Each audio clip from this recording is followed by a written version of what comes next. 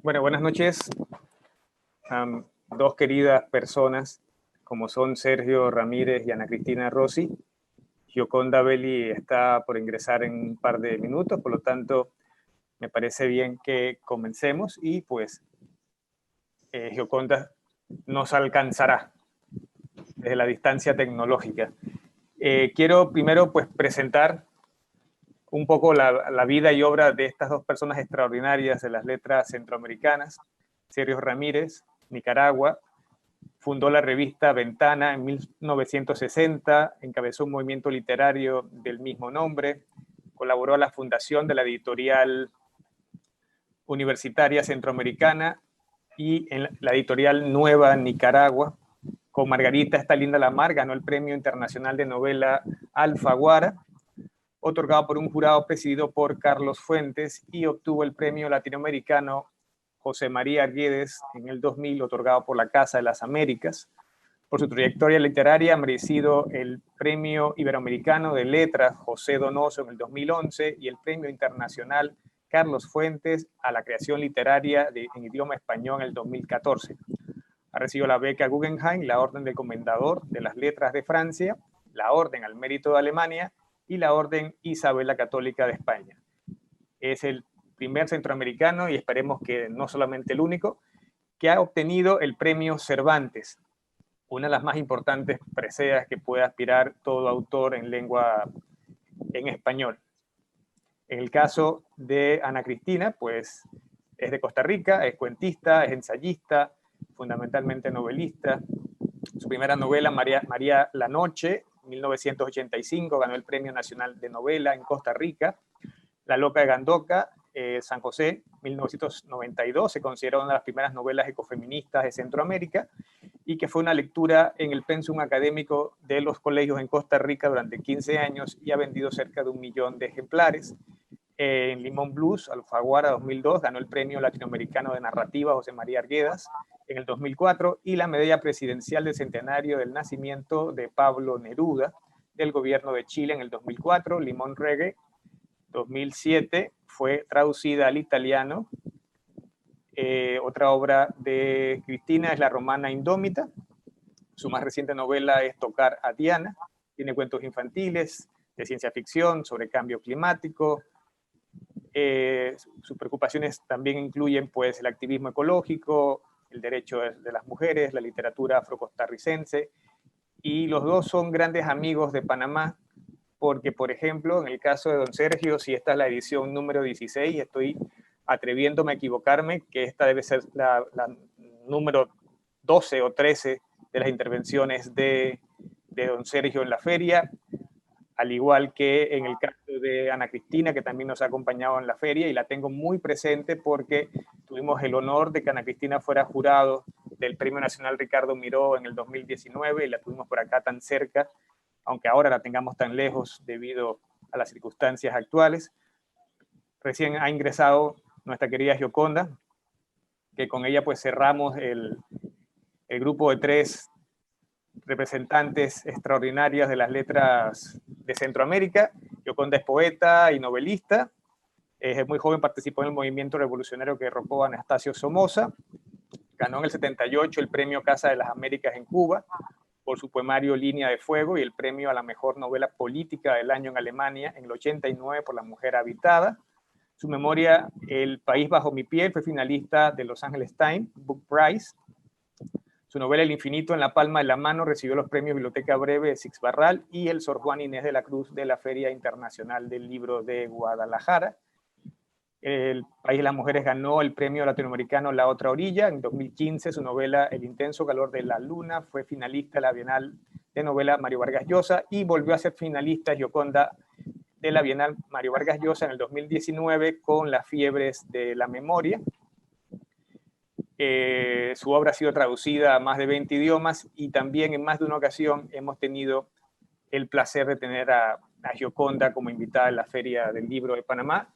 Y pues en verdad muy feliz de que estén los 3 acá, aunque estén allá, y eso es una de las ventajas del ciberespacio, ¿no? Que nos tiene cerca en estos momentos donde creo que es necesario estar cerca, ¿no?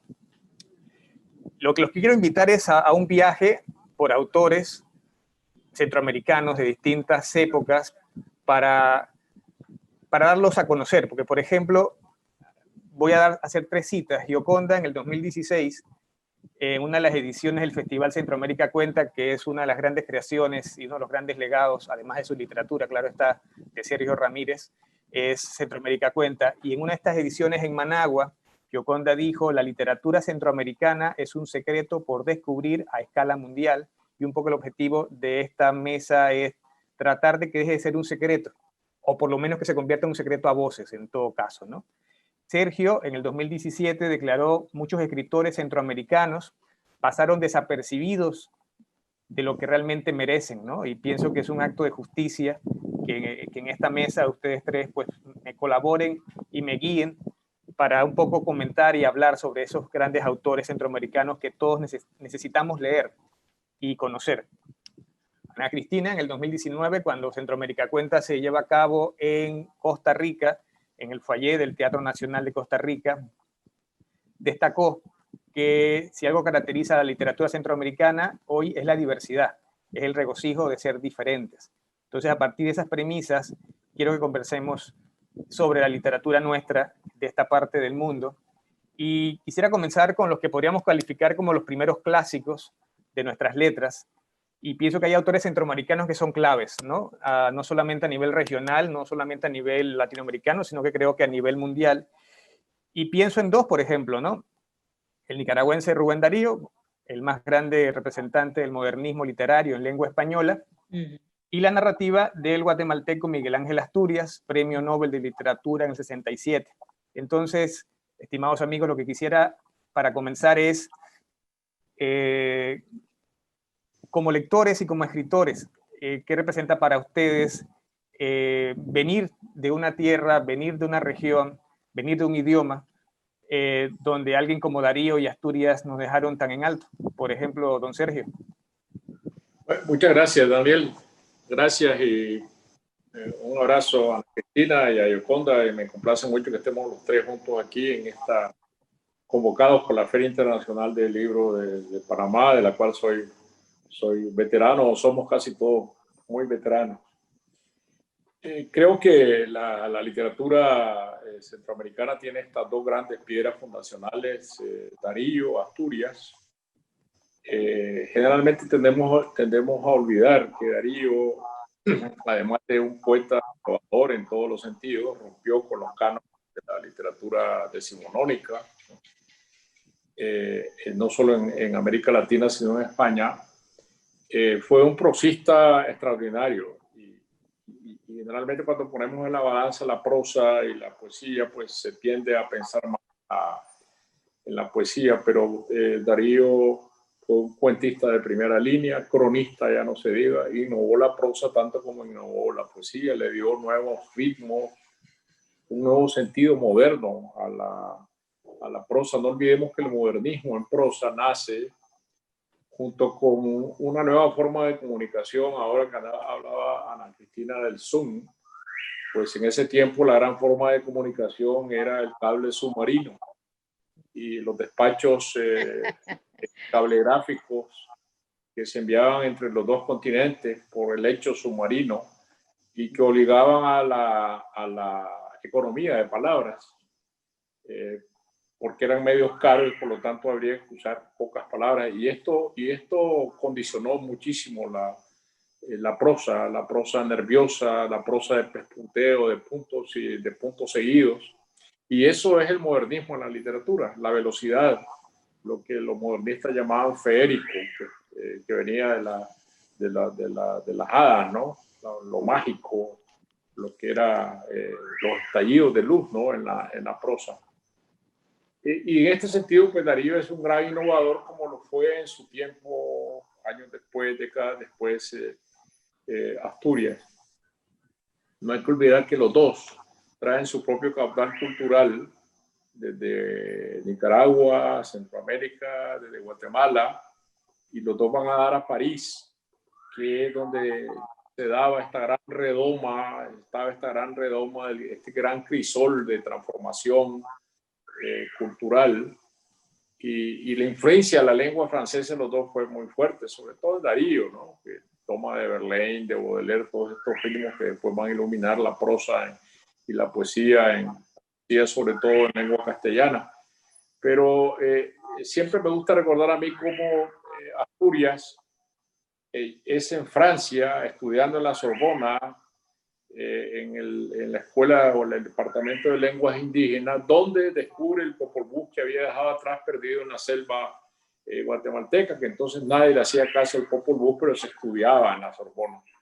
Y es desde allí, de este misterio de las leyendas y de las tradiciones anónimas del pueblo maya quiché, donde nace su primer libro transformador, revolucionario, que es Leyendas de Guatemala, que es saludado por los grandes escritores franceses como una transformación muy grande de la literatura, que tiene que ver mucho con el surrealismo. No hay que olvidar que primero Darío el modernismo y luego el surrealismo con Asturias. Entonces son dos escritores que plantean una transformación de la lengua, revolucionan la lengua, y por eso están en el sitial de donde están, ¿no? Darío no ganó el premio Nobel porque en ese tiempo era mucho más complicado, ¿no?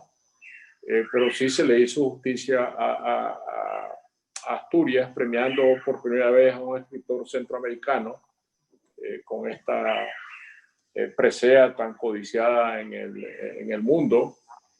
Y pues a mí me gustaría que Asturias fuera más leído de lo que es ahora, es decir, que no se quedara en el espacio académico donde ha sido situado, leído en las universidades, en los seminarios, pero no por el público lector, que es donde debería estar situado ahora.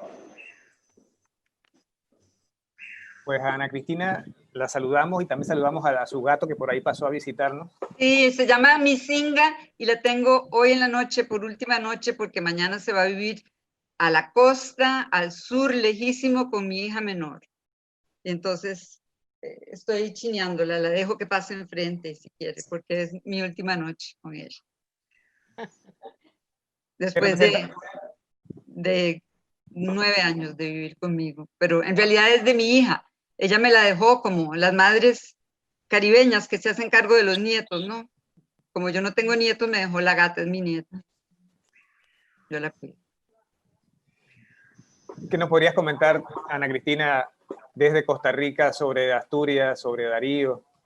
Claro, yo opino exactamente igual que Sergio, que deberían ser lecturas actuales y que en lugar de ponerlos a leer Frankenstein, por ejemplo, es que yo doy un curso en la universidad y la mayoría de mis estudiantes, no todos, pero digamos la mitad son de primer ingreso, o sea, vienen saliendo del colegio. Y entonces, cuando yo les pregunto qué es lo último que leyeron, en el primer semestre, por supuesto que me dicen lo último que les pusieron a leer. La única que me sorprendió fue un estudiante hoy que me dijo, lo último que leí fue el contrato social de Rousseau. Me dejó, wow.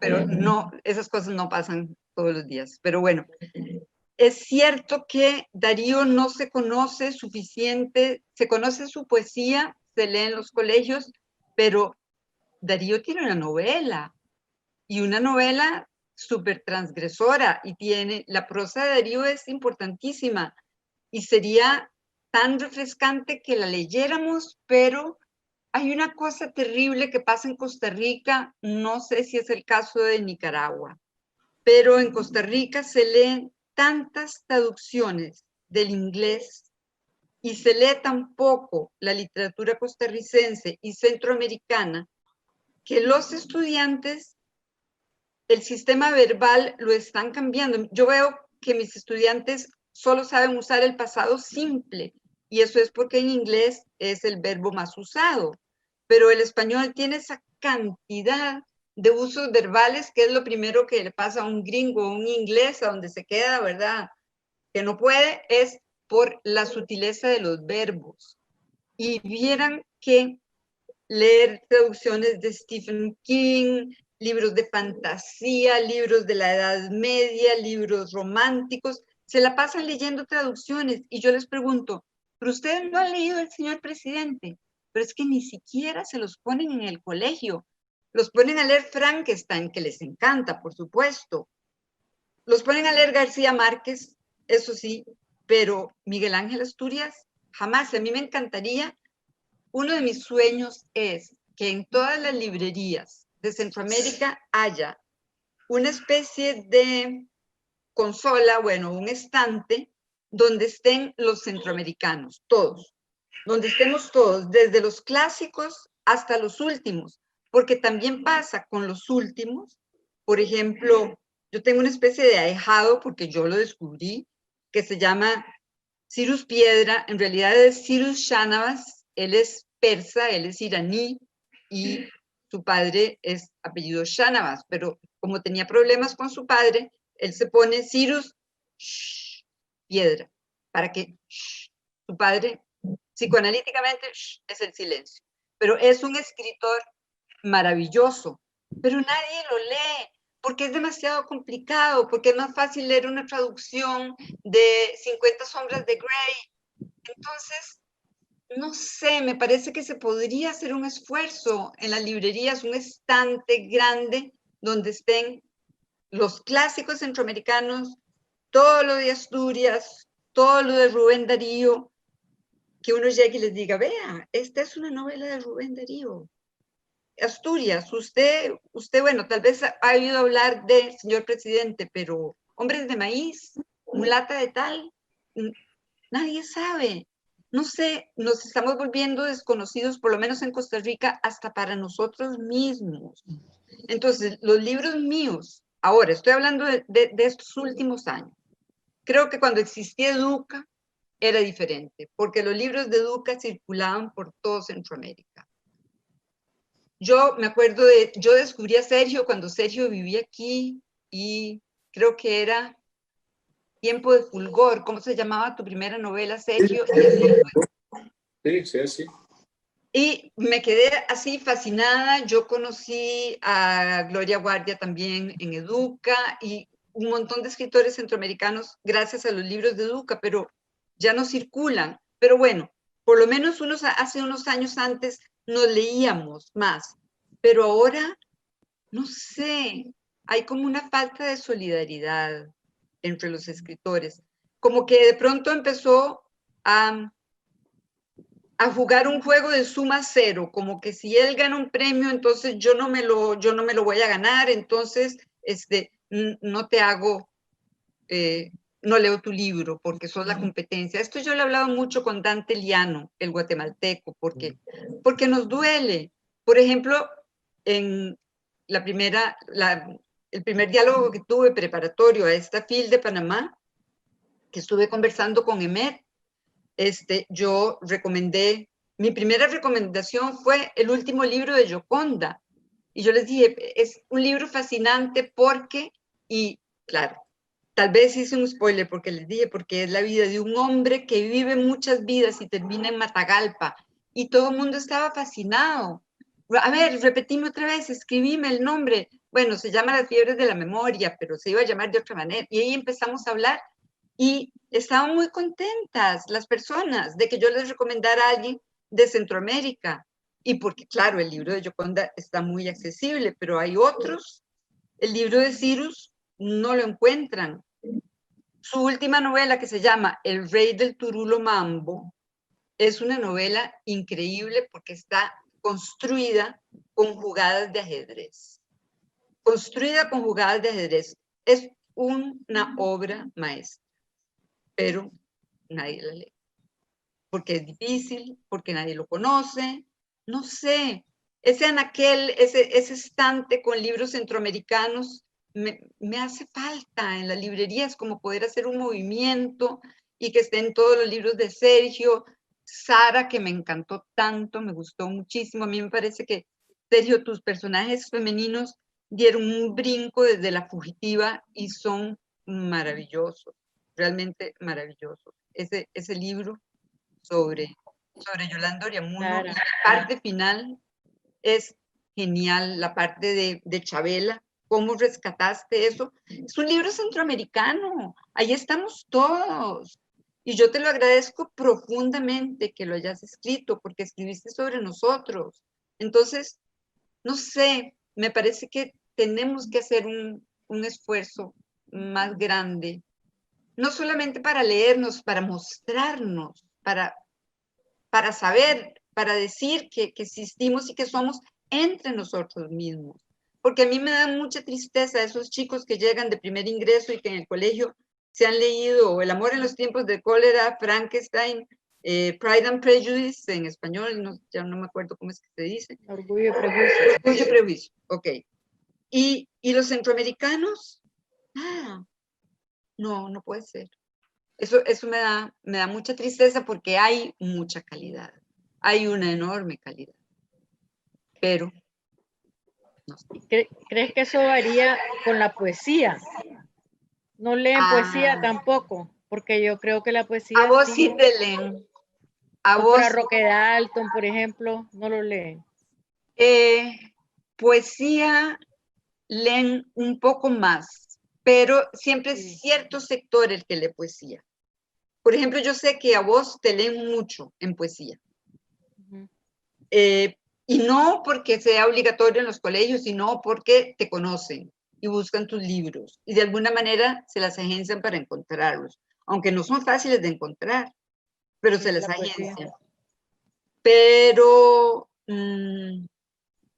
no tanto como yo quisiera, no. Bueno, yo iba a decir que a mí me parece que en eso ha sido maravilloso Centroamérica Cuenta, porque efectivamente yo pienso que hasta, no sé, hace no mucho tiempo nos desconocíamos, no solo que, o sea, por los modernos, pues digamos, los que estamos vivos todavía, nos desconocíamos en gran medida. Tenías que haber sido o ser un estudioso de la literatura, pero los que vivimos todos los días haciendo miles de cosas y que ahí buscamos lo que vamos a leer sin una brújula, digamos, específica. Sí, yo para mí fue un gran descubrimiento toda la literatura centroamericana que empecé a conocer, o sea, yo conocía la poesía, la I de Fopa, Ana María Rodas, Otto René Castillo, ¿entendés? Roque Dalton, la poesía salvadoreña que tiene muy buena gente, la poesía costarricense, don Joaquín Gutiérrez, pero más la poesía de Julieta Doble, pero no era un conocimiento como tengo ahora de más poetas, de más escritores, y creo que en eso Centroamérica Cuenta ha jugado un papel bien importante. Y creo que todos estamos influidos de alguna manera, por lo menos en Nicaragua. El fenómeno de Rubén Darío es un fenómeno que todavía se mantiene y que todavía vos te encontrás los muchachos jóvenes de ahora que escriben con una gran influencia de Rubén Darío que es casi espantosa, pues porque hay un momento en que están escribiendo poesía modernista, una poesía que no tiene nada que ver con lo actual, todavía con todo ese sonido de Rubén Darío, que pues ojalá si lo hicieran bien, ¿verdad? Pero esa influencia es como la influencia de la generación de vanguardia también, ¿no? Sobre todo de alguien como Carlos Martínez Rivas, que marcó profundamente esta generación joven. Hay muchísimos que quieren escribir como Carlos Martínez Rivas, entonces se siente esa presencia. Por un tiempo también Cardenal con los talleres de poesía marcó, y no solo marcó, creo yo, a Nicaragua, sino que también eso se exportó. El Festival de Poesía es otra. Sí, el de Granada. Sí. Que ha hecho muchísimo por acercarnos a los centroamericanos, pero evidentemente yo pienso, mira, en la región no hay un agente, por ejemplo, literario. Entonces, y es bien difícil meterte en el mundo de las editoriales y todo eso, si no tenés quien te represente, andar vos solito por las editoriales que son un enredo, tenés que ser medio audaz, y hay poca gente realmente que ha logrado pasar a una editorial más grande, ¿no? Y también las propias editoriales centroamericanas, no sé cómo es su trabajo editorial con otras editoriales, o sea, para poderles presentar, ¿no?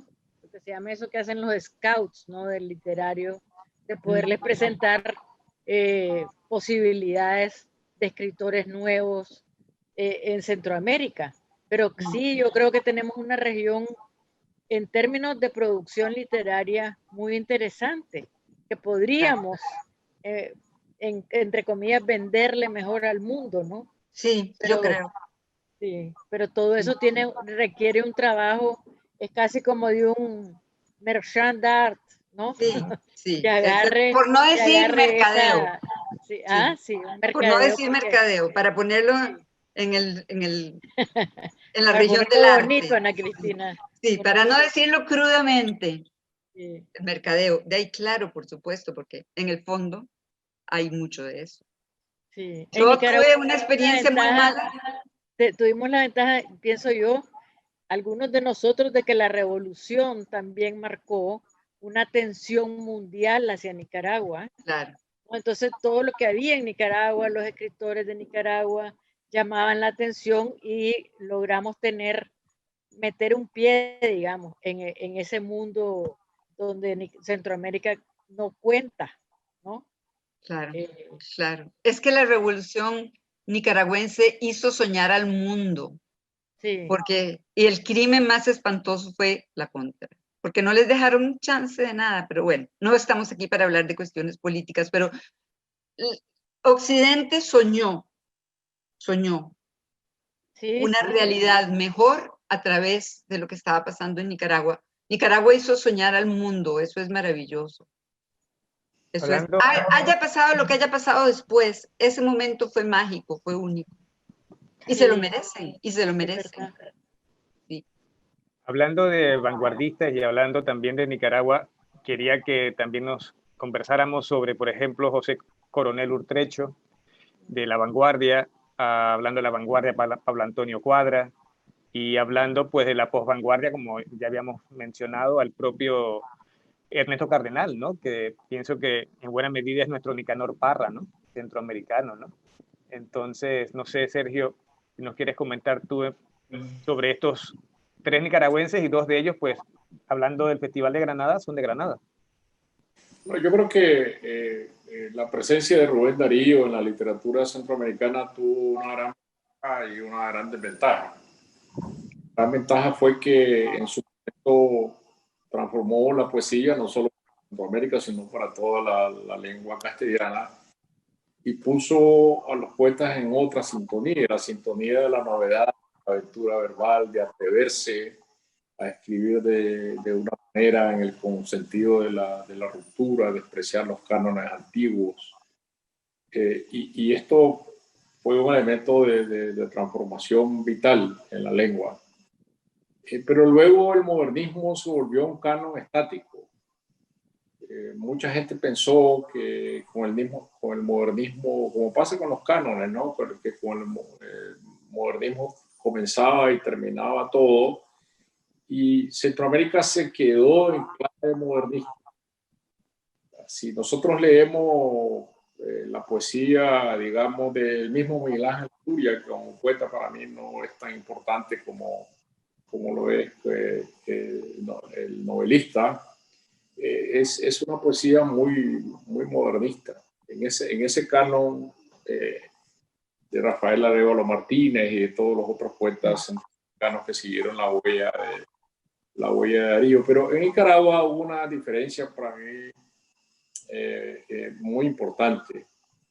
Y es que inmediatamente después de Darío se produjo una generación que trajo otro tipo de ruptura.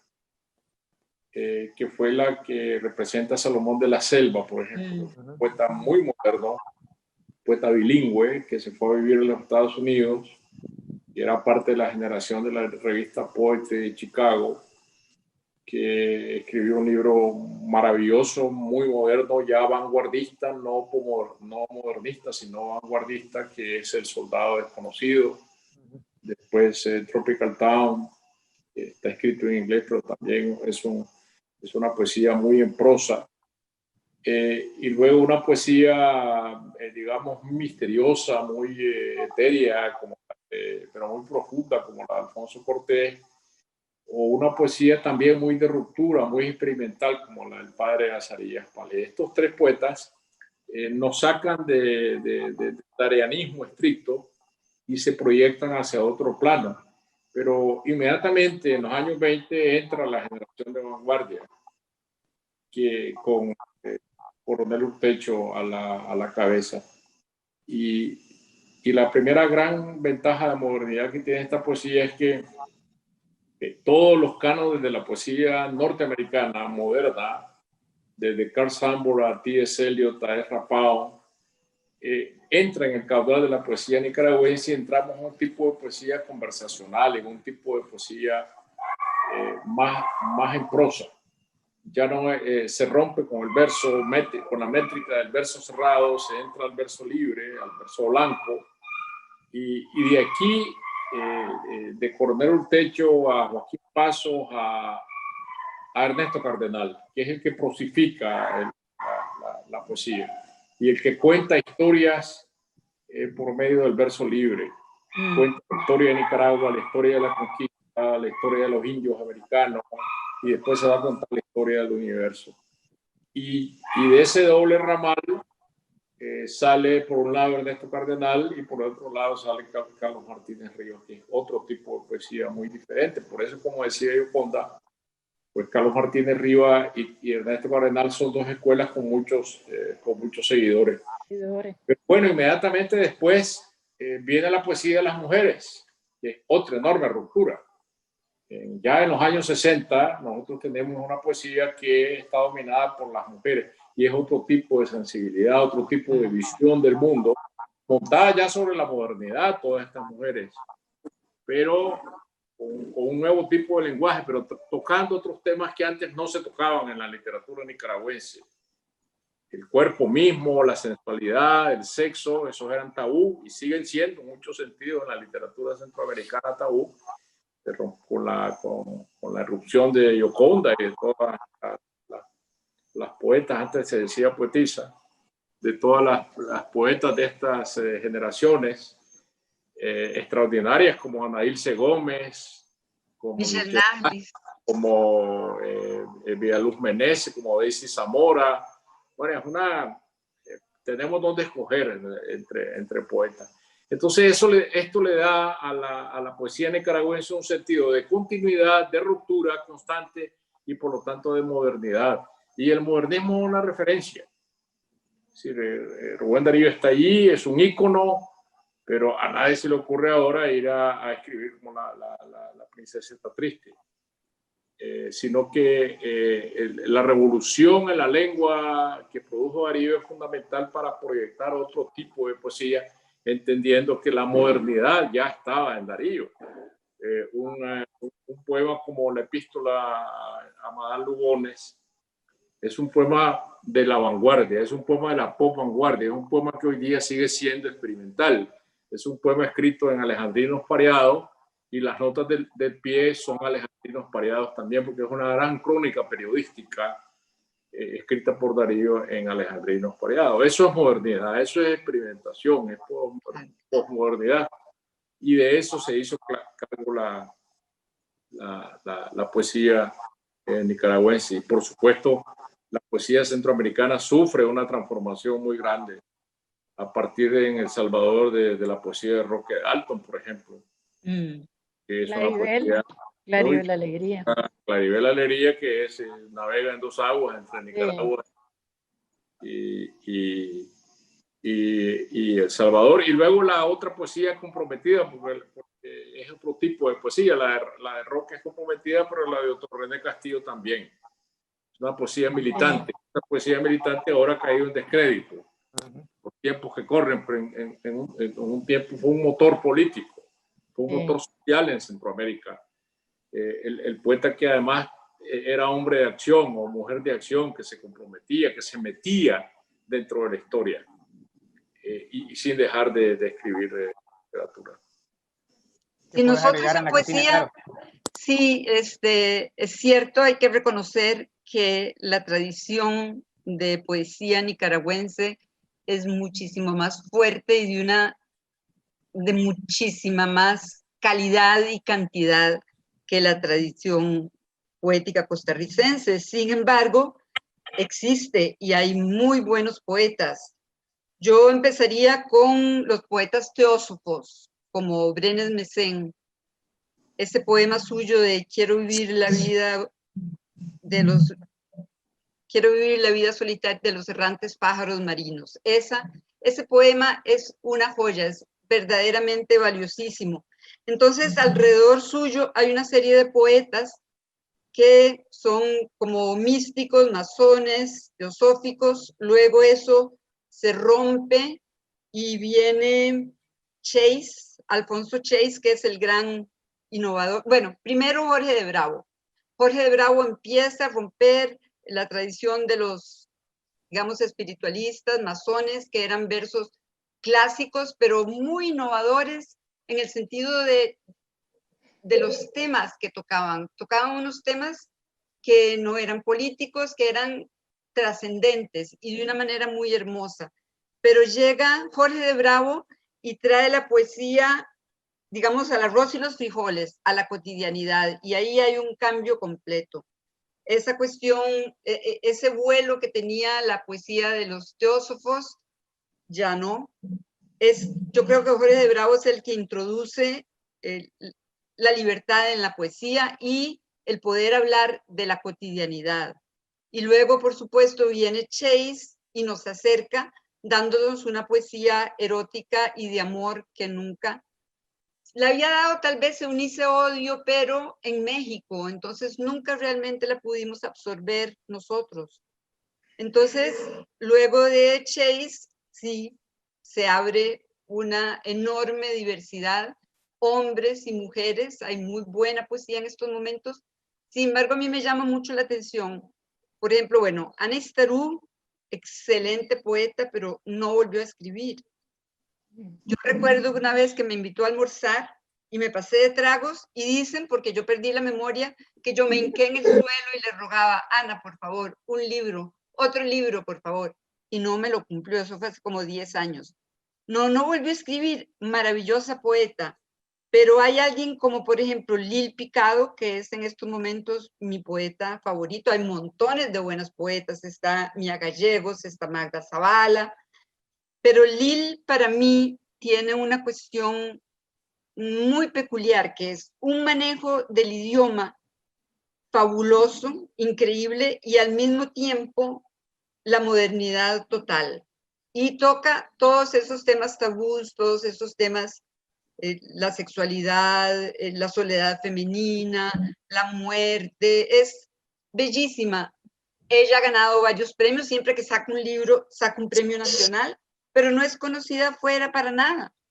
Nunca la han invitado a un festival de Granada, por ejemplo, y yo no sé si es que ella se esconde, puede ser que es que ella se esconda, porque gana premios nacionales, pero como que no, a nivel internacional no ha trascendido. Otras poetas han trascendido más, Ana Estarú ha trascendido mucho más, a pesar de que ya no quiere escribir más poesía.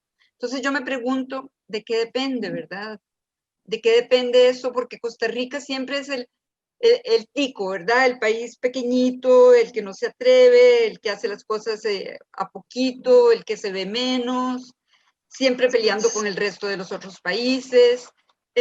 No es fácil la relación. Entonces, yo me pregunto ¿qué pasa? ¿Por qué esa invisibilidad para Lil, por ejemplo? Y no tengo respuesta. No tengo respuesta. Tal vez porque los ticos a veces somos muy pesados y entonces nos ganamos el hecho de que nos ninguneen, no sé. Yo no me siento ninguneada, yo me siento bien en Penguin, no me resultó tener un agente porque siempre metía la pata, los agentes que tuve metieron siempre la pata y en lugar de ganar contratos los perdía.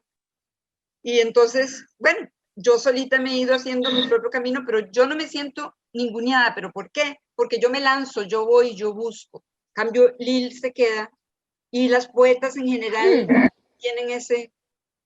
Pero Lil, fíjate que Lil yo creo ha estado en el festival. No. Pienso que una vez estuvo o la íbamos a invitar en el festival que no hubo, pero yo sí, porque cuando la conocí en Costa Rica, ¿te acordás que estuvimos con ella? Yo vine hablando de ella y pidiendo que la invitaran. Entonces estaba, bueno, fue una mala suerte, ¿no? Porque Claro, no es fue una que, mala suerte. sí.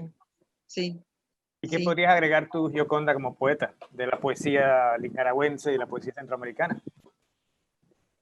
Pues yo creo que es ¿cómo te diría yo? Tenemos una región del mundo que es natural para la poesía, porque tenemos una bellísima naturaleza, tenemos unas historias absolutamente convulsas, ¿no?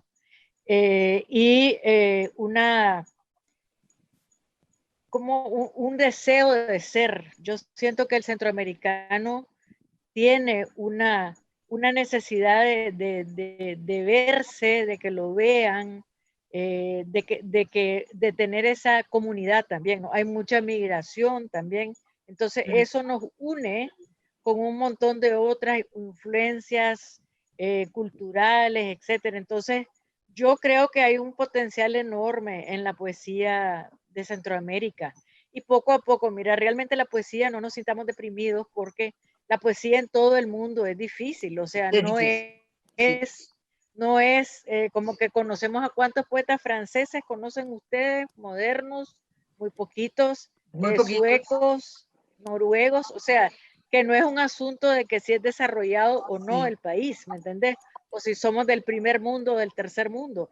Yo creo que hay un problema de que la poesía no tiene la misma presencia o la misma importancia o la misma prensa, digamos, que la novela, por ejemplo. Y pues yo creo que para ser lo pequeño que somos, llamamos la atención todavía en el mundo, pues en términos de los poetas, pues en parte por esas personas, esos personajes que estaba mencionando Sergio antes, o sea, Claro. hasta Rubén Darío, Asturias, o sea que tenemos una especie de tradición conocida de una gran poesía, no solo en Nicaragua, pues porque también, como digo, se conoce Roque Dalton, hay muchos escritores en otros países que también se conocen bien, pero, pero creo que es un conocimiento más cerrado. La poesía en estos tiempos, con la gente joven que está haciendo poesía, está teniendo una nueva vida. Es bien interesante, pues esta muchacha de Elvira Sastre en España, Benjamín Prado, que hacen shows, que llenan estadios, ¿no? O sea, que están en línea y creo que la Elvira Sastre está desarrollando una línea de ropa. O sea, que ya llegan a un nivel de pop, de estrellas pop. ¿No? Eso no se ha aprovechado en Centroamérica, que podría ser que ahora que estamos teniendo que usar estos medios virtuales, podríamos también nosotros los mayores poder entusiasmar a los poetas más jóvenes para que se inventen posibilidades de comunicación, pero es difícil, pues es difícil, pero Sí, yo es lo que se llama esperanza. coser y cantar. Sí. Cocinar y cantar. Juntar la poesía con la alta costura, eso es coser y cantar, ¿no? Sí. O con la alta cocina, Sergio. A la mesa con Rubén. Eso se llama cocinar un poema, ¿no? Sí, sí. Por ejemplo, Sergio en el 2017 manifestó la década de los 80 fue la más difícil del siglo XX en Centroamérica. Guerras en El Salvador, en Nicaragua, en Honduras, comprometidas, desaparecidos en Guatemala, cementerios clandestinos, enfrentamientos entre contras y sandinistas, la guerra por conquistar el poder de la guerrilla en El Salvador. ¿Qué podemos destacar de la literatura centroamericana entre los 60 y los 80 y de qué manera los factores políticos, sociales, incluso históricos, económicos, hasta la naturaleza misma, cómo todos estos elementos piensan ustedes que marcaron la literatura en general centroamericana entre los 60 y los 80, don Sergio? Fue una época épica para Centroamérica, donde se estaban construyendo, se buscaba construir nuevas formas de vida, ruptura con la vida arcaica, atrasada, del caudillismo, de la pobreza, de la miseria, y es un tiempo en que se creía que las revoluciones eran un vehículo para transformar el mundo, no solo transformar la sociedad, sino transformar el mundo. Hoy en día estos criterios han cambiado muchísimo. Y entonces aquello que se vio entonces como una fuente de inspiración literaria, digamos, era un semillero de generación de historias, porque la literatura estaba muy vinculada a la historia, estaba muy vinculada a la realidad, y había este trasiego de historia a literatura y viceversa. Me parece que hoy se vive en Centroamérica y en América Latina en general una crisis de credibilidad en esta historia. Se tiende a borrar lo que ocurrió entonces, y los actos de heroísmo han dejado ya de ser actos de heroísmo, precisamente porque esta historia, a lo mejor porque esta historia resultó corrompida en muchos sentidos, como ha ocurrido en Nicaragua, y aquí estoy respirando por la herida, ¿no? El hecho de que la dictadura actual en Nicaragua, el caudillismo llegó al extremo, la personalización del poder en una familia, y todo esto se ha hecho en nombre de la revolución, pues ha hecho perder prestigio a eso que se llamó revolución. Y entonces todo el idealismo de la revolución está retenido, está contenido.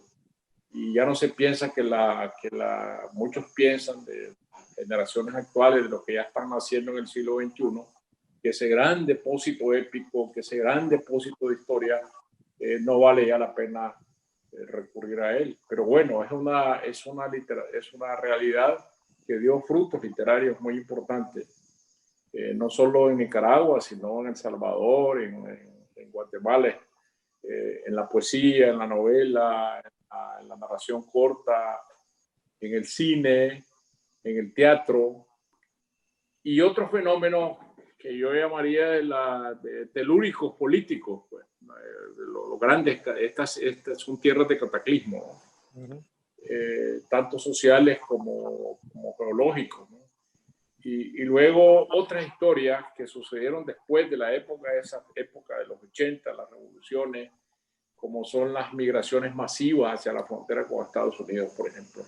Son fuentes épicas, se han hecho muchas historias, y aquí entra ya no solo la literatura, sino la narración periodística como forma de literatura.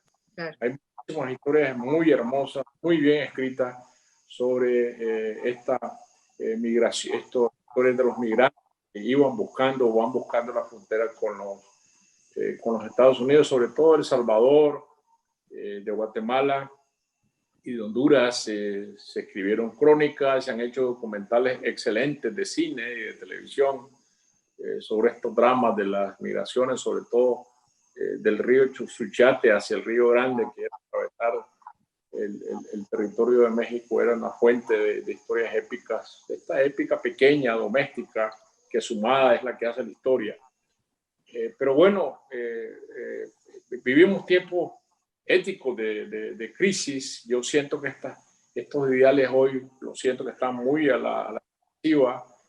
Mucha gente que vivió estas épocas de la revolución ahora busca cómo excusarse, negarse.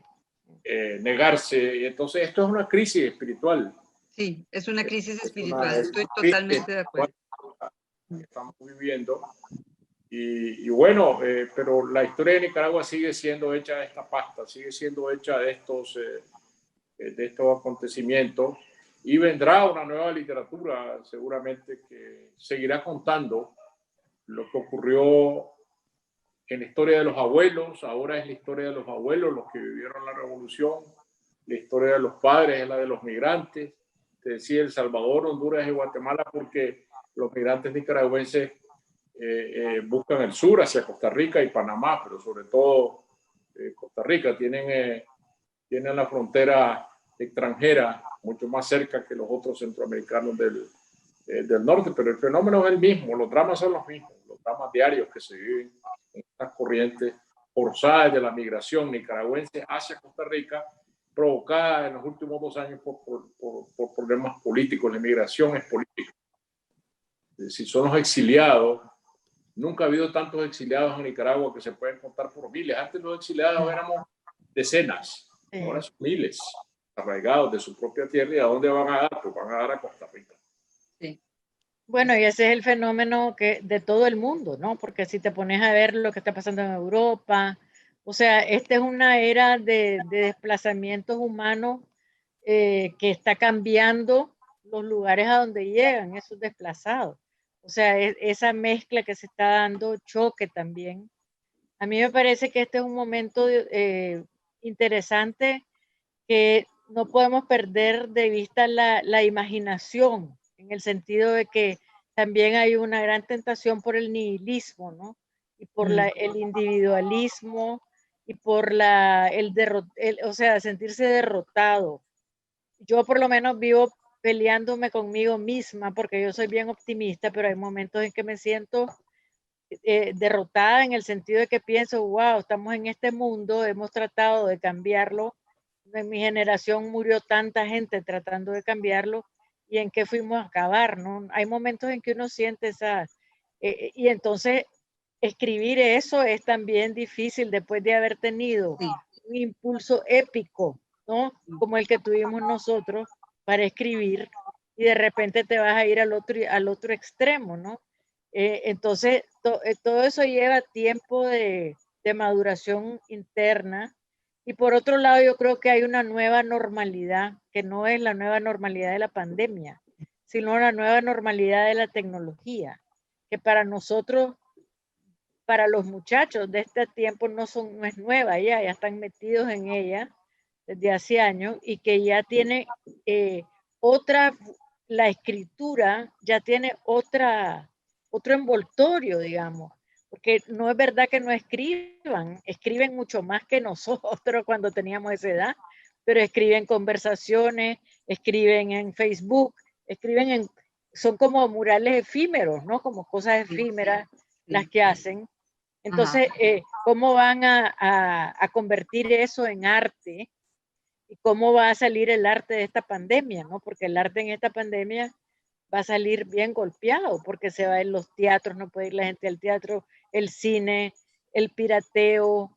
Las O librerías sea, están cerradas, cuando hay es bien cierre, duro.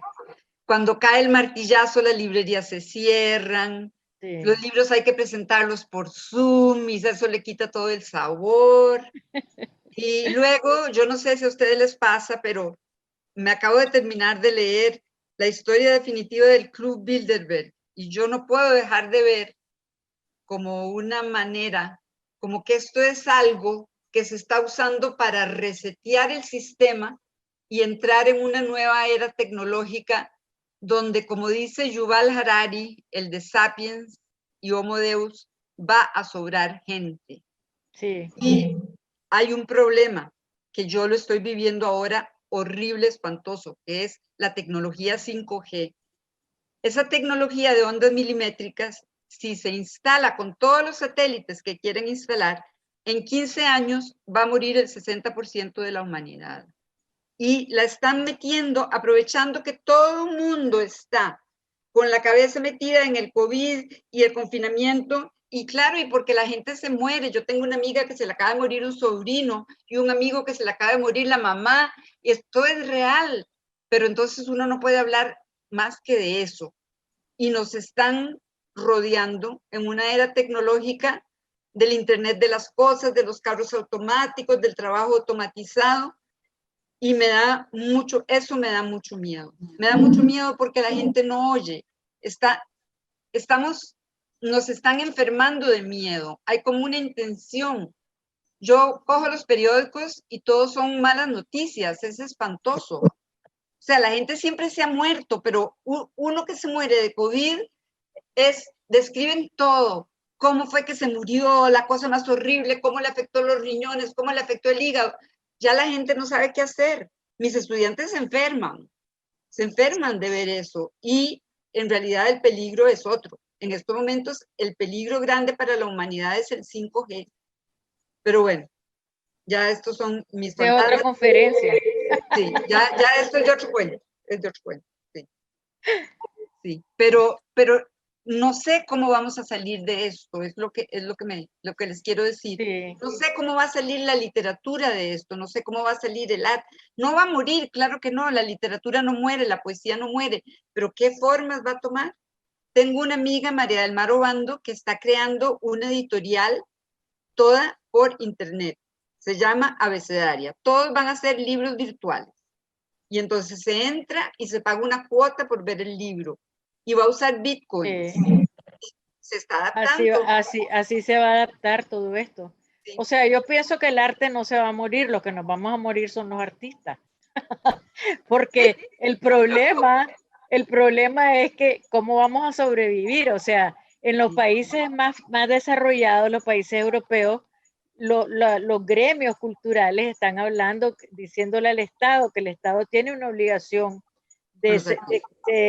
digamos, de financiar el sector cultura, pero aquí ahora nos van a financiar en estos países, está muy, tal vez en Costa Rica, que es el más civilizado de todos. No, Yoconda, con la pandemia lo que sí ha visto es que Costa Rica es el segundo país más desigual de toda América Latina, más que Nicaragua. ¿Y por qué es que tenemos cada vez más casos? Porque de pronto se abrió para que todo el mundo la viera, la llaga de la pobreza costarricense, que no es el 15%, es casi un 30%, y habían estado maquillando las cifras. ¿Y a dónde se contagia la gente? La que tiene que salir a trabajar porque se muere de hambre, la que vive en cuartos que no son, no, es que son los nicaragüenses. No, lo que ha visto los Costa Rica en estos momentos es que son los costarricenses también los que están en una pobreza enorme, enorme. Y por eso se contagian y se contagian y se haga lo que se haga, se siguen contagiando. Y entonces, ¿quién nos va a financiar a nosotros, el Estado, cuando ni siquiera podemos comer a la gente? No, Costa Rica se le vieron, como decían en los tiempos de mi abuela, se le levantaron los chingos y se le vio todo. Pero nosotros la vemos bella comparado con donde estamos. Sí, pero venite para acá, te invito. Cuando puedas, para que veas a dónde vive la muchacha que trabaja aquí y cómo ella y su marido se infectaron de COVID y cómo es imparable. Todo es que su están aquí también. Aquí también. Es terrible. No sé, este asunto entre economía y quién se muere y la salud y ponerse a hablar de arte, y al mismo tiempo el arte es tal vez más necesario que nunca en estos momentos. Eso te iba a decir, que nos ponemos de hablar de arte porque precisamente lo que ha salvado a la gente de la locura en el confinamiento, en cierta medida, ha sido el arte, los libros, las series de televisión. O sea, la necesidad del arte es muy grande en el ser humano, ¿no? Sí. Puede ser de primer arte, de primera categoría, de segundo, de tercera. Sí, pero obviamente que sea, no importa. El que te cuenten cuentos, que te ayuden, o sea, que te den horizontes para tu imaginación, son fundamentales para la vida.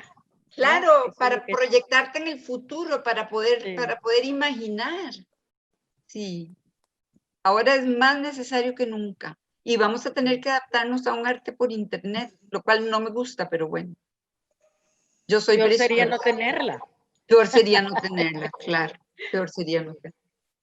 Voy a compartirles algunas preguntas y algunos comentarios de los que nos están acompañando en esta edición 16 de la Feria del Libro.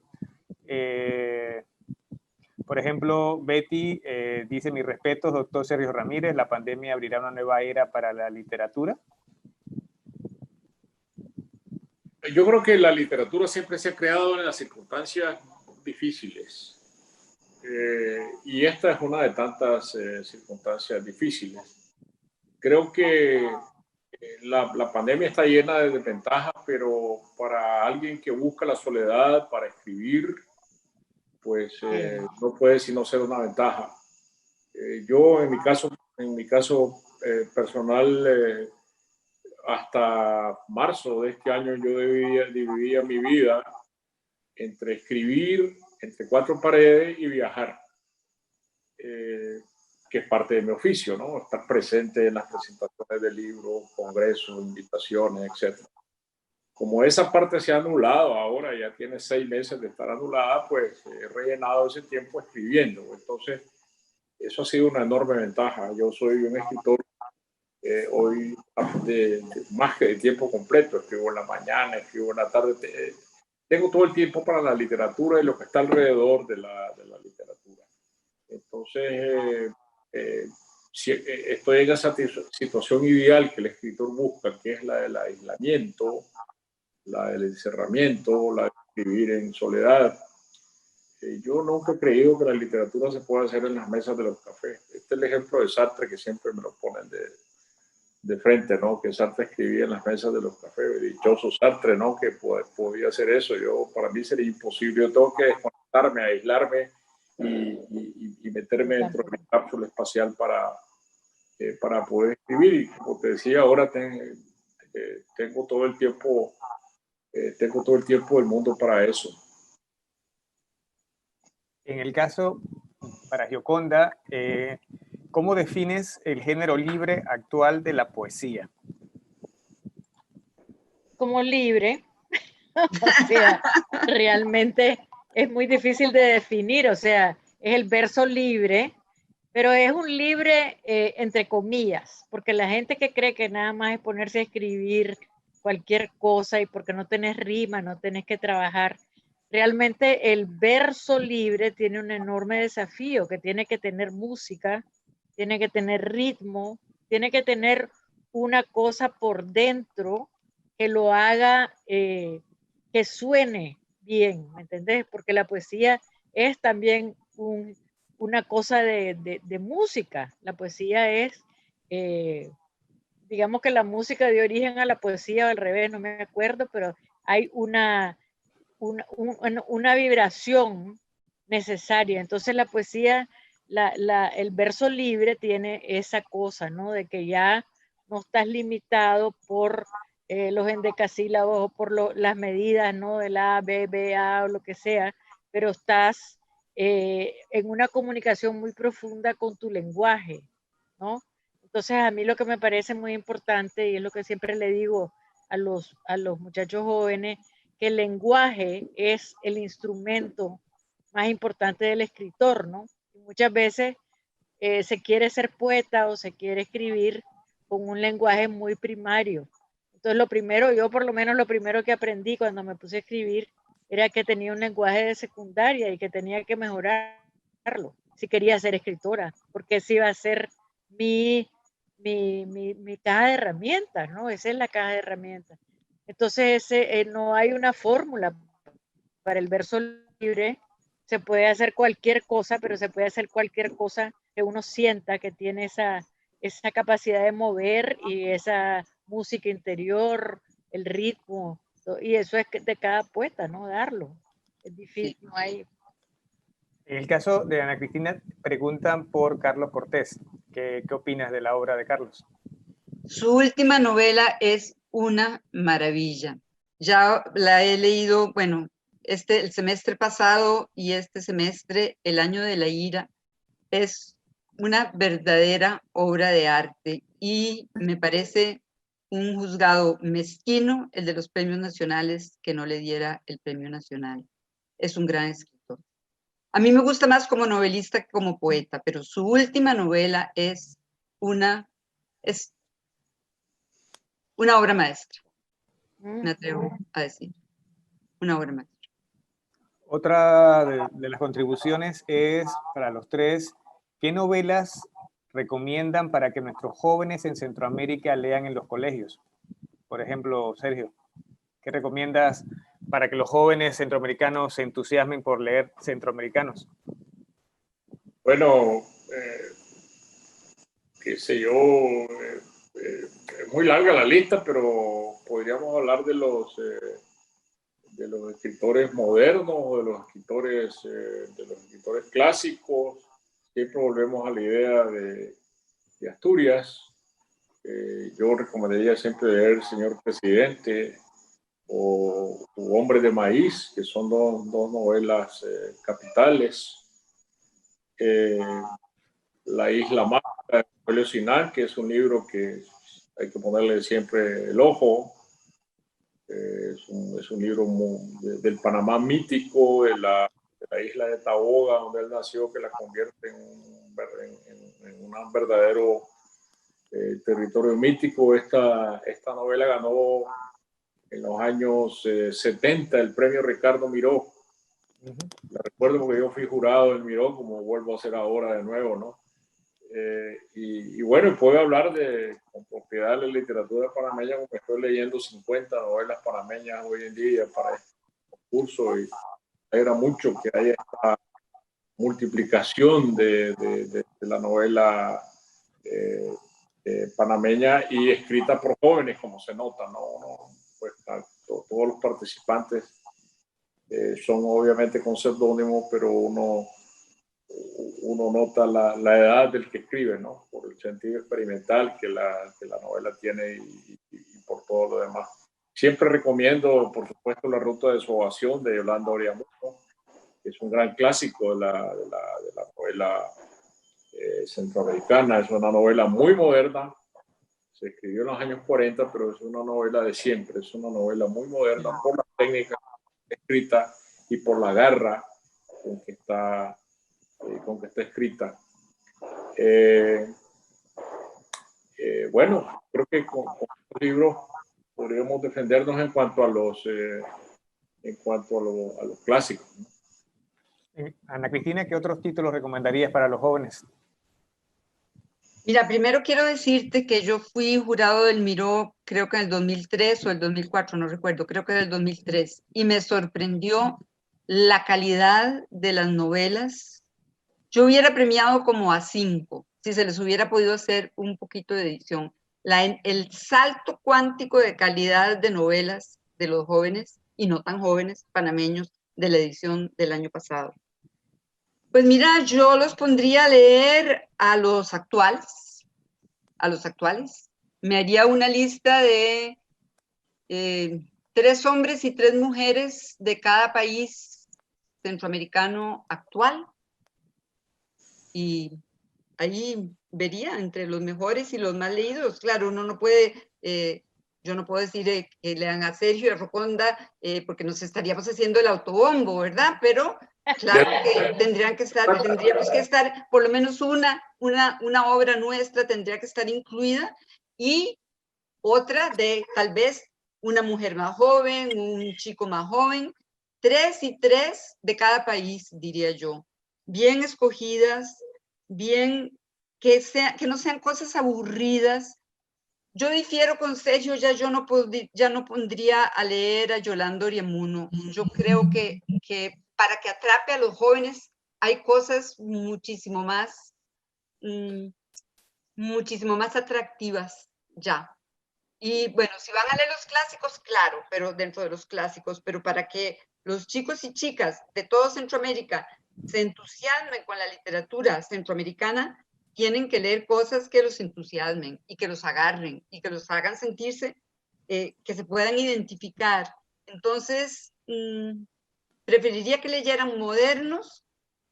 Claro que tienen que leer clásicos porque eso es importante, y entonces tal vez Yoconda iría entre los clásicos, pero sería más importante que leyeran lo que se está escribiendo hoy. Ciencia ficción, por ejemplo. En Costa Rica estamos teniendo un boom de ciencia ficción. Cosas muy buenas, ¿por qué no? Cuentos de ciencia ficción, por ejemplo, que agarren, que los chicos digan, wow, sí, me identifico con esto, me gusta, me interesa, quiero más. Que no sea leer por obligación, ¿verdad? Que no se vayan a leer Frankenstein porque, ay, qué bostezo, Yolanda Oriamuno. No, que se les dé algo que los mueva, que les dé una bofetada tal vez. Y eso hay. Sí, hay gente joven, fíjate, en Nicaragua, por ejemplo, nosotros tenemos un escritor joven que escribió, a ver, Sergio, si me ayuda, José Díaz Montoya, ¿cómo se llamaba el libro de los Beatles? Es una novela en que los Beatles nacen en León, Nicaragua. O sea, y entonces es buenísima, es simpática, bien escrita. Ahorita acaba de terminar una novela que está saliendo sobre la Edith Cron, una escultora danesa que vivió en Nicaragua y que esculpió la famosa estatua de Andrés Castro con la piedra, ¿no? Que está en la Casa Hacienda San Jacinto. Y es una historia de amor también, tiene que ver, o sea, ahí va, yo recomiendo a Sergio definitivamente. Creo que el que quiere escribir cuentos buenos tiene que leer a Sergio. En Centroamérica para mí es el cuentista por excelencia de toda la región. Y no sé, me parece que Ana Cristina, yo amo a la Ana Cristina no solo porque es una bellísima persona, sino porque la conocí a través de su literatura y me fascinó. Es una muy moderna. Esa historia que ella cuenta en Limón Blues, por ejemplo, que es una historia de Marcus Garvey, cómo estuvieron en Costa Rica, en la costa atlántica de Costa Rica, la gente que iba para Liberia, y toda esa situación del Caribe, de la negritud. La Ana Cristina en eso tiene ese libro, es un enorme libro de una parte de la historia de Centroamérica que no se lee muy a menudo. Después está en Nicaragua también tenemos a Lisandro Chávez, y vamos a hablar de un clásico, que es un tipo maravilloso también, un cuentista extraordinario, ¿no? Entonces, a mí siempre que me hacen las preguntas de que recomiende libros, ahí toditos se me olvidan, pero realmente hay un montón de posibilidades.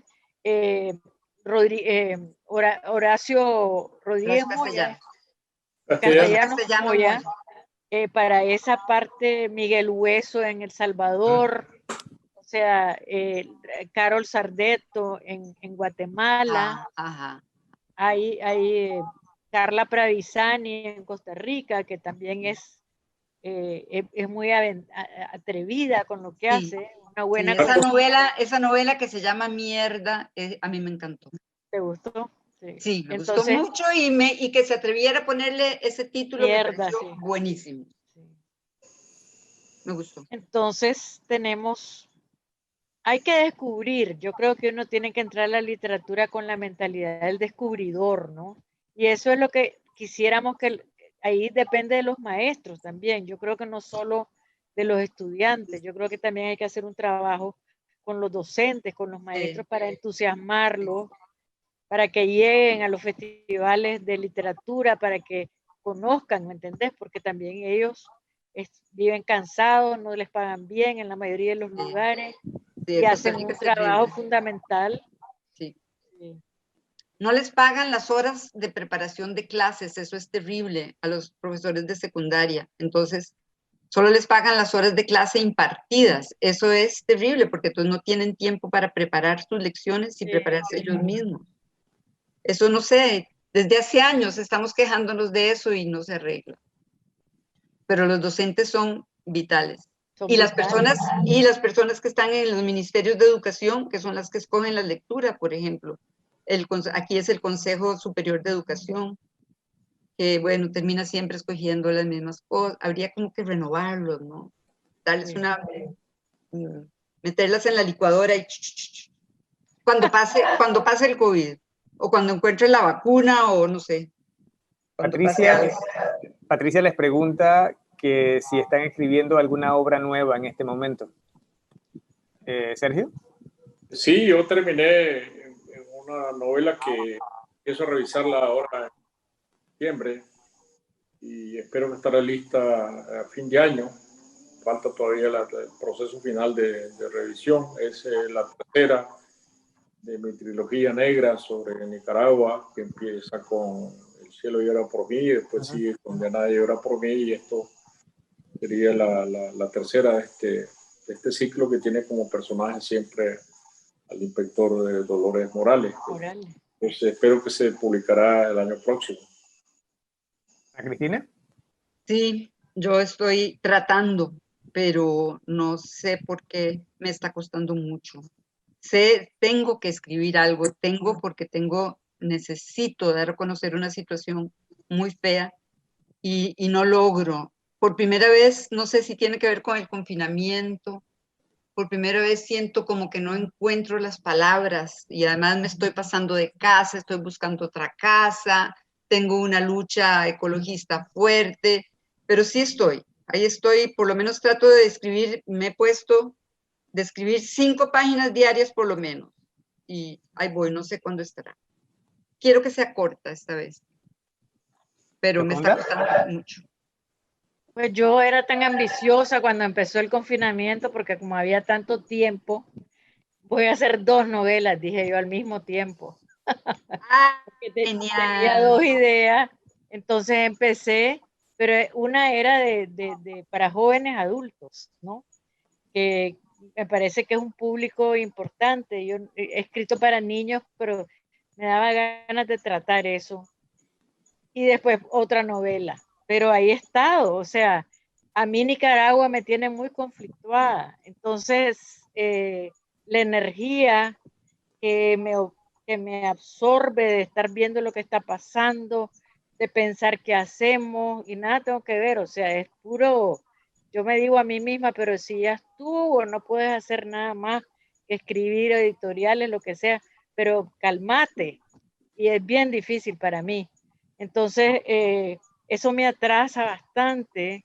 Ahí estoy viendo qué es lo que están tuiteando, qué es lo que se está diciendo en los chats, y eso me atrasa un montón, Eso quita mucho tiempo, sí. ¿verdad? Y entonces... Y mucha energía emocional. Entonces, eso es lo que me está... Pero he leído muchísimo. Ahorita estoy leyendo La Divina Comedia, que nunca la había leído todita. He vuelto a releer a Dickens. O sea, he leído muchísima ciencia ficción, porque me encanta, la había dejado, ya no leía yo ciencia ficción. Pero bueno, yo creo que algo va a salir y ahí estoy. O sea, llevo 35 páginas de una y unas 25 páginas de la otra. Estamos parecidos. Ya debería haber Yo llevo terminado. menos. Yo llevo 25. Pero ya eso es un montón. No, ¿Verdad? 25 a mano. Yo escribo a Ah, mano. no, yo no. No, pero no es un montón. Yo hasta que llego a las 50 páginas no sé si una novela sirve o Va a no. salir o no, Entonces exactamente. yo si a las 50 páginas todavía puedo seguir, quiere decir que se puede, que tiene Exacto. futuro. Ajá. Si a las 50 páginas yo estoy trabada, ¿cómo no va a estar trabado el que me lea? Claro. Ay, sí, eso me está pasando. Nunca me había pasado. Pero tiene que Mauri- ver con esta situación Sí, también. tiene que ver. No es Tiene que fácil. ver con todo lo que está pasando. Sí, claro.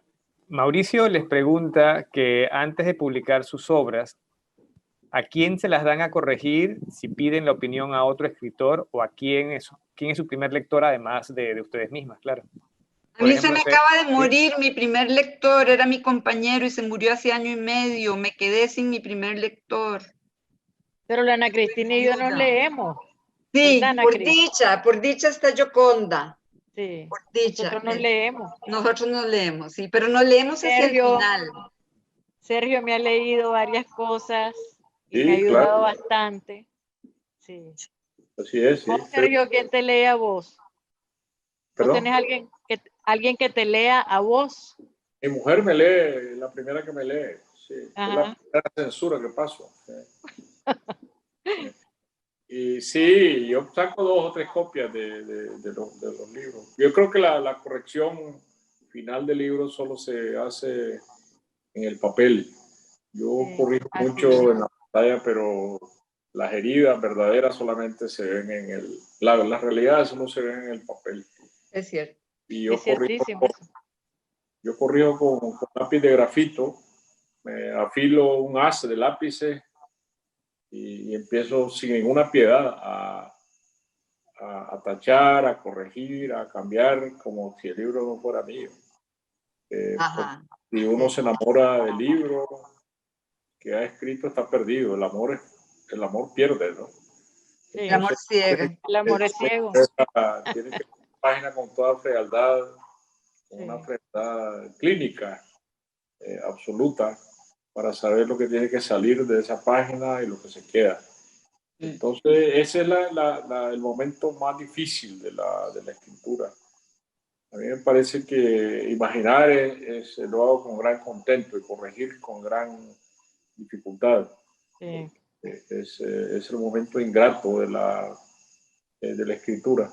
Entonces, cuando uno da a leer su libro, es un momento muy difícil de saber cuándo el libro sale de tus manos, cuándo está suficientemente maduro para salir de tus manos. Es un momento muy, muy delicado cuando dice yo ya no vuelvo a trabajar más en este libro, también es otro momento. Y cuando el libro se va para la gente literario, y yo ya no me vuelvo a ocupar más, ni se me ocurre abrir la página de un libro impreso.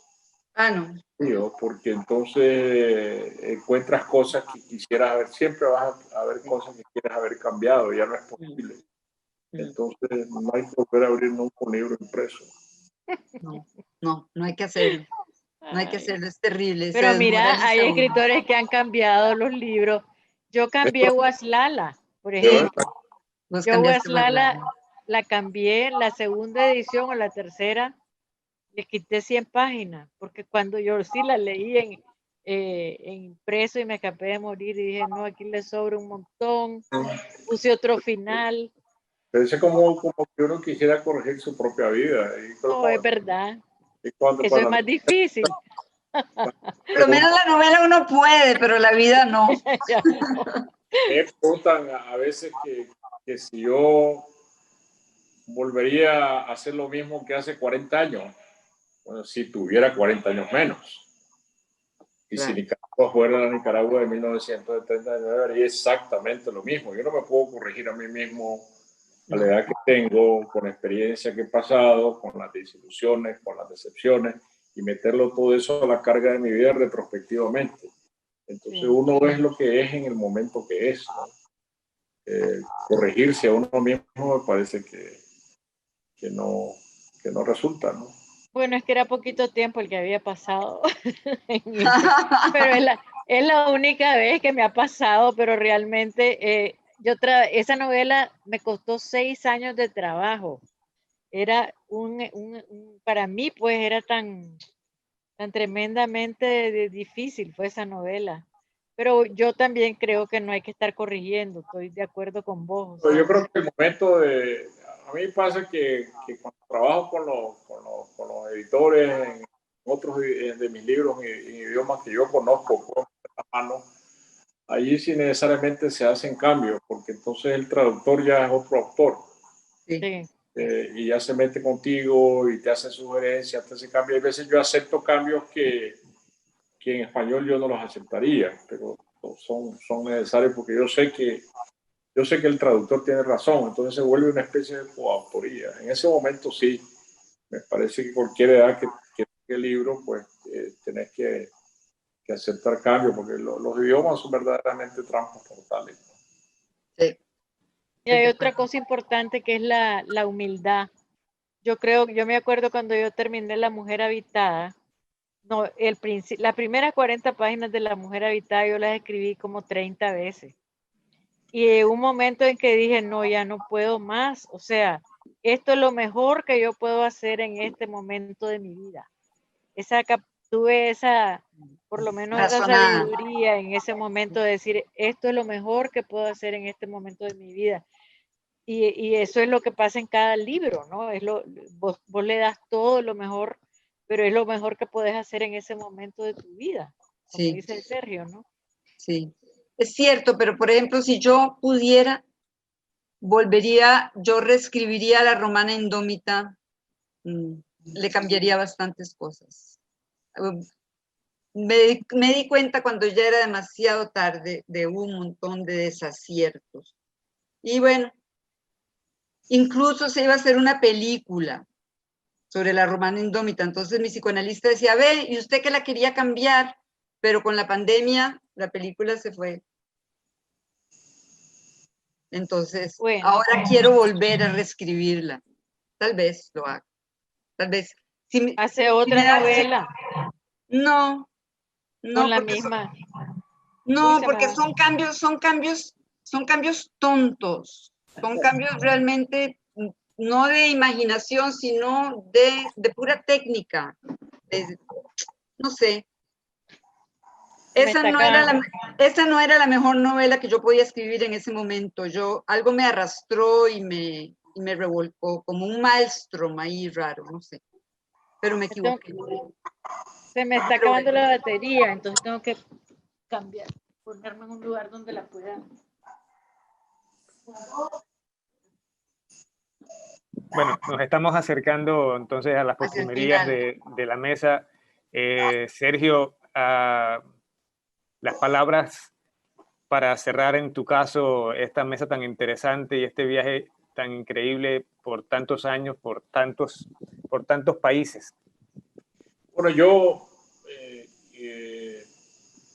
tuve la fortuna de, a los 20 años, irme a vivir a Costa Rica y ejercer un cargo en un organismo regional universitario. Tardé 14 años de mi vida en ese cargo universitario que tenía que ver con todo Centroamérica, y yo aprendí a conocer a Centroamérica profundamente, desde Panamá hasta Guatemala. Pero además de conocer a Centroamérica, creer en Centroamérica como una entidad cultural contradictoria y diversa, pero al fin y al cabo una identidad. Las identidades nunca son homogéneas, son diversas.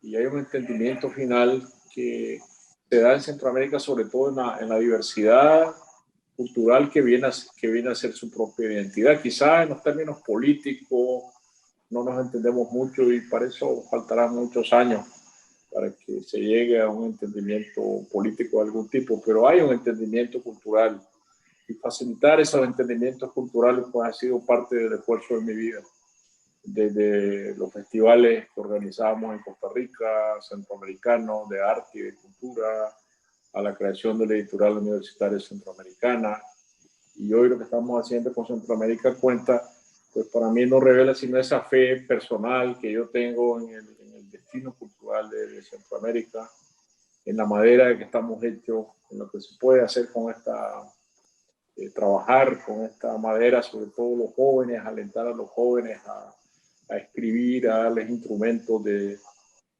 que puedan desarrollar su propio trabajo artístico. Eso para mí ha sido pues tan importante como mi propio trabajo de creación literaria. Y reiterar una vez más que creo en la cultura, que creo en Centroamérica y que tenemos un futuro muy grande por delante para los jóvenes escritores, para los jóvenes artistas. Muchas gracias, Sergio. Querida Ana Cristina. Mira, yo no soy optimista como Sergio en el sentido de que hay un potencial de talento, bueno, no potencial, hay un talento enorme en Centroamérica, por supuesto, y está saliendo. Es que esas novelas del Miró, por ejemplo, había 5 novelas geniales, solo que había que hacerles arreglos, pero eran geniales. Y no se podían premiar porque tenían que estar listas, pero la profundidad que se tocaba ahí, hay una que todavía a veces me sueño con ella. Era una conspiración china, era una cosa tan alucinante. O sea, hay muchísimo talento, pero para mí tenemos una diferencia con la gente que nos precedió. Nuestro horizonte de tiempo está marcado por la catástrofe del cambio climático. Nosotros no tenemos posteridad. Por ejemplo, antes, o sea, Cicerón podía pensar, dentro de 2000 años me van a leer. De hecho, ahí están las Filípicas, uno de mis libros favoritos. Leo a Cicerón cada vez que puedo. Él sabía, Catulo también. Incluso Miguel Ángel Asturias tuvo una posteridad. Pero el horizonte nuestro de tiempo por el cambio climático, porque mentira que se va a hacer nada. Entre el cambio climático y la 5G, yo creo que del 2060 no pasamos. Entonces, no, creo que es ahora que hay que hacer las cosas, es ahora que hay que leerse, porque es ahora que hay que fomentar la escritura y la lectura, porque nuestro horizonte de tiempo, para mí, en la medida que existe el tiempo, porque el tiempo también es una ilusión, ¿verdad? Einstein lo decía. En la medida que estamos en la línea del tiempo, este tiempo a esta humanidad se le acaba pronto.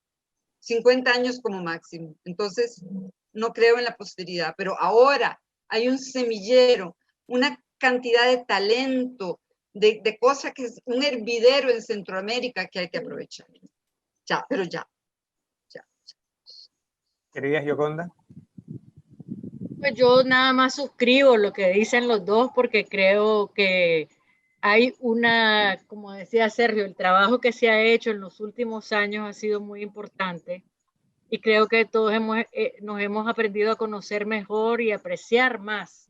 Es importante. Y después, yo sí creo que hay vida después de los 50 años de la Ana Cristina, aunque es cierto que estamos, pero pues ya acabo de estar oyendo en un lugar que se llama Puerto de Ideas, tuvieron a una científica que están estudiando todo lo de irse a Marte. O sea, a mí yo lo que lamento es que no vivir unos 300 años como los árboles, en vez de vivir tan poquito, pero realmente a mí me parece que todo lo que siento es que uno como ser humano tiene que dejar la semilla. Y yo en términos de semilla, pienso que hemos sembrado. Eso me da cierta satisfacción, Sí. que ha habido una siembra de amor, de ideas, de ilusiones, de buena literatura, que nos hemos esforzado. Y creo que eso va a tener su fruto, tarde o temprano. Y ya está teniendo, pues no es que vamos a esperar tanto. Los está teniendo, claro que sí. Claro. Pues muchas gracias, Sí. muchas gracias, Daniel, por tu compañía y por habernos arrendado en esta conversación. Sí. Muchas gracias. Yo que creía que era en septiembre. Sí, muchas gracias a la Feria del Libro. Yo creo que este es un gran esfuerzo, la Feria del Libro de Panamá, de haberse trasladado a este formato a distancia para no perder este impulso. La Feria del Libro de Panamá ya es una institución centroamericana. Sí, es importante. Por lo tanto, mantenerla viva, aunque sea de esta manera, me parece que es muy importante. Sí. Bueno, muchas gracias a los tres y en verdad espero muy pronto poderlos ver de cerca y poder estar abrazarnos con ustedes y no estar acá en la distancia de una pantalla, ¿no? Sí.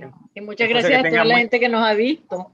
Sí, muchas gracias. Un montón de gente. Muchas gracias. Tengan muy buenas noches. Que descansen. Muy buenas noches. De esta manera damos por finalizada la mesa literaria Literatura Centroamericana. Y cerramos las actividades del día. Gracias por visitar el Salón Gloria Guardia en su modalidad virtual desde la Feria Internacional del Libro Panamá 2020. Los invitamos el día de mañana a las actividades que trae nuestro programa cultural, el cual puedes consultar en www.filpanama.org.